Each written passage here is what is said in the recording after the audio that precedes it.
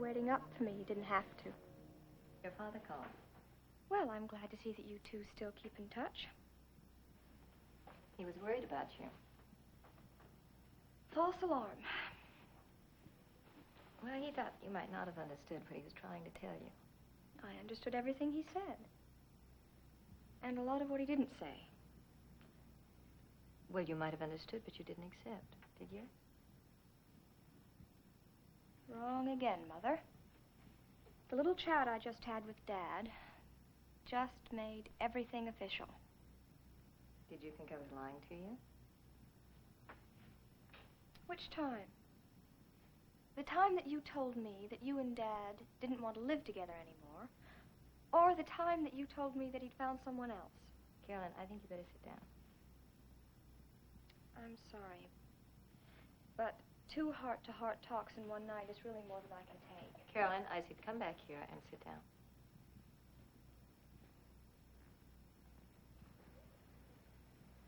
Now, your father did what he did because he obviously felt he needed something that I wasn't giving him. What? If I'd known what, I don't think any of this would have happened. Well, whatever it was, I guess he's found it. I'd just like to know why he had to look for it in the first place. Now, that's really what it all comes back to, doesn't it? It was my fault, and that I pushed him into it. Did you? No. No, I didn't. And that's what we're going to get all settled right now. It's settled. No, it is not, so you sit down. Now, your father felt that something was missing from our marriage. And instead of coming to me and confronting me with it and talking to me about it, he decided to find his own solution. He was willing to try again. Well, yes, but what about the next time? That he felt indifferent or unappreciated or just plain bored. Then that would be followed by a round of lies and excuses, to be followed by pleas for forgiveness and for understanding, and nobody can stand that, Carolyn, including you. I mean, nobody has the strength for that kind of thing. And in spite of what you may think, I have forgiven your father. He has his own life now, and I only hope it's the life that he wanted. And you have yours? Yes. Is it what you want? It could be. With Dr. Rossi? Perhaps.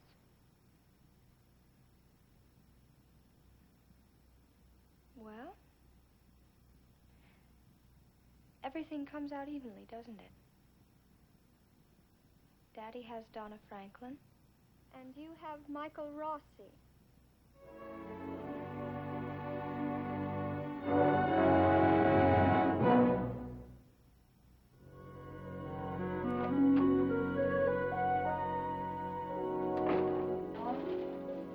Well, you're up awful early, aren't you, Betty? Well, I'm looking for a job. You've got a job. Mrs. Rodney Harrington. Oh, my day is finished. Woman's work is never done.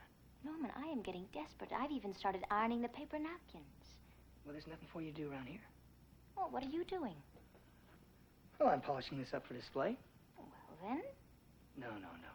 That's no kind of work for you. Ah, I know what I can do. I can keep the books. That's just going from one kind of work to another. Norman, what is 40 times 80 minus 20 divided by 2? I don't know. I don't have enough fingers. Well, then, if you had to find the answer, then there wouldn't be anything else to think about. And that's all I've been doing lately, is thinking. Thinking about what Rod's thinking. Look, Betty, you can't hide from Stephen any better here than you can at home. Well, you'll be here. Oh, so I'll be Norman Harrington, chaperone of the month. Norman, I don't need a chaperone. And that's what you're trying to prove to Rod. By proving it to me, being here, working here, then maybe I'll see it. Maybe Rod will see it. Norman, I hope you don't mind being used for a good cause. What if you don't prove it to me? Well, everything I've ever gotten, I've had to fight for, including Rod. This is just part of the battle. Okay. When you get through with this one, there's some more outside. Norm, thanks. Betty, you've got the job, but maybe that's the easiest part.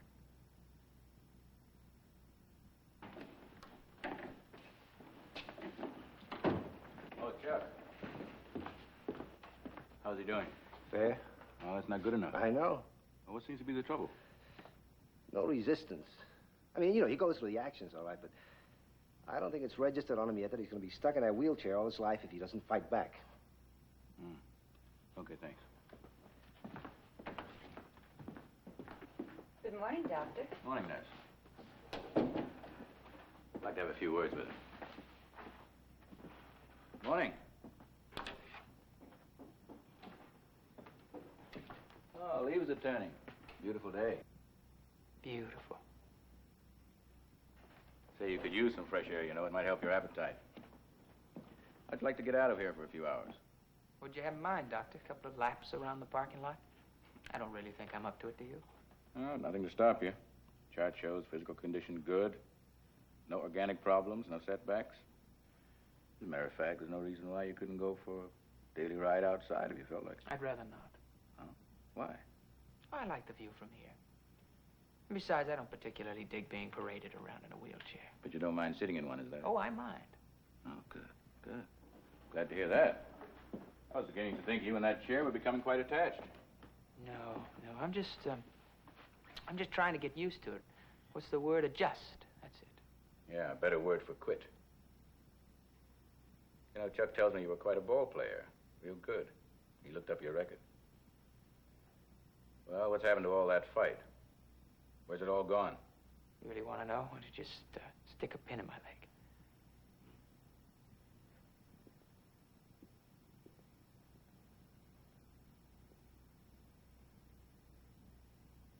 Oh, the nurse was straightening up over there. I guess she forgot to turn the picture up right. She's your real problem, Rod, isn't she? Your legs, they're just a cause, an excuse. Yeah, you're immobilized, half a man. You're here, she's there, and she's beautiful. Yeah. So you just sit here glued to that wheelchair, brooding, sweating it out with nothing but time. Time to figure out what she does with so much time. Yeah, eating at you, sapping your strength, your guts, your will. Yeah, you're worried about your wife. How are you going to hang on to her from that wheelchair? Now, isn't that it? You got it all figured out. What should I do, leave her? Have any problem with your wife? You distrust her? I think you're out of line, Doctor. I'm asking you as your doctor. I trust her. I trust Betty completely. Then you have nothing to worry about, right?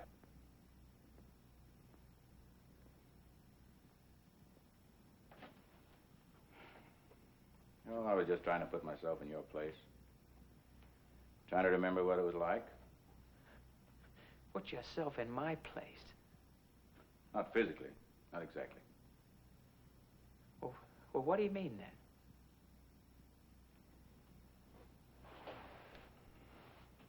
I was in the service. 19 years old and just married. Yeah, she was beautiful. Brains, everything, just like yours. We never had a honeymoon, though. Uncle Sam's Navy saw to that. I just fast-talked her into running off with me.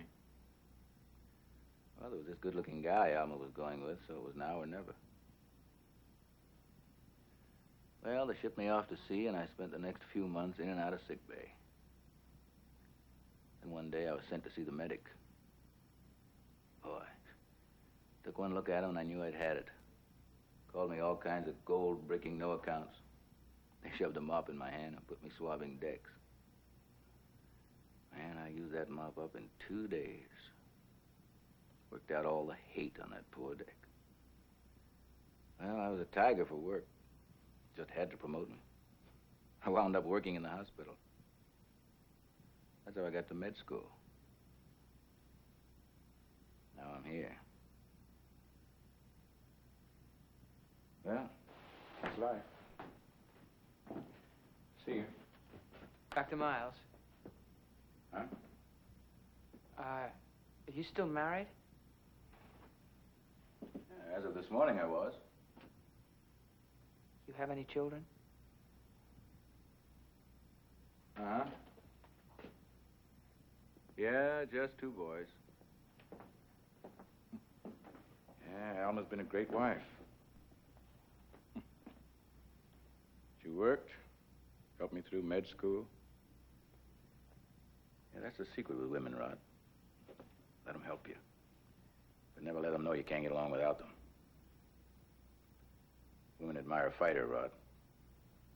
But never let them down. They'll forgive you anything but that. Score is love. One at a time in a washing machine. She sure went to a lot of trouble. See.